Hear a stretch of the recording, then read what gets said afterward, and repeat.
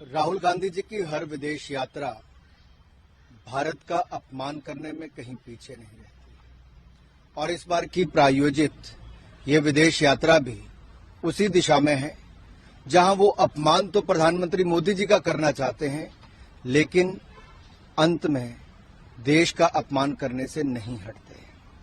पूर्व में भी आप देखें, वो भारत को एक राष्ट्र ही नहीं मानते, वो तो राज्यों का संघ कहते हैं और भारत के बढ़ते कदमों पर भी प्रश्न चिन्ह खड़ा करते हैं।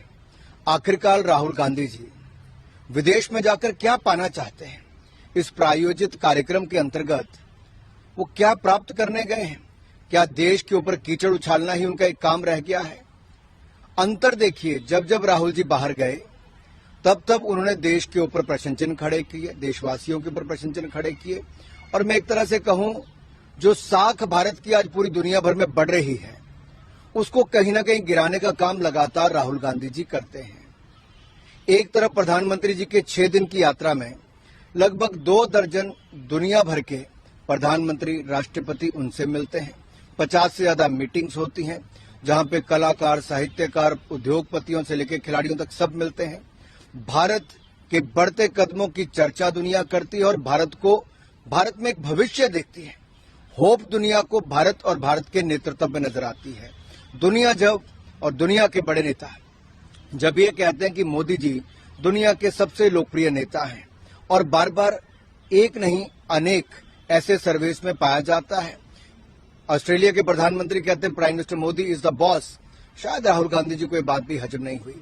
इटली की प्रधानमंत्री ने जब कहा कि मोदी जी दुनिया के सबसे लोकप्रिय नेता हैं और किसी देश के प्रधानमंत्री अगर उनको अभिनंदन पांव छूकर करते हैं, शायद ये 75 वर्षों में कभी नहीं हुआ, तो कांग्रेस इसको हजम नहीं कर पाई।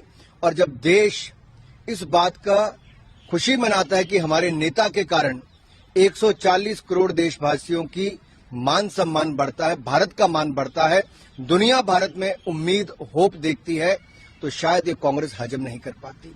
और जिस कालखंड की बात राहुल गांधी जी करते हैं कि 80 के दशक में दलितों पर अत्याचार होता था, अनुसूचित जाति के परिवारों पर अत्याचार होता था, तब देश और प्रदेश में, उत्तर प्रदेश में कांग्रेस की ही सरकारें थी।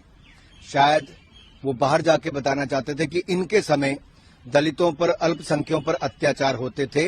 नरेंद्र मोदी जी की सरकार में सबका साथ, सबका विकास, सबका विश्वास और सबका प्रयास, इसी मूल मंत्र के साथ आगे चलते हैं। इनके समय लड़खड़ाती, चरमराती अर्थव्यवस्था थी, आज दुनिया की 5वीं सबसे बड़ी अर्थव्यवस्था हो गई है।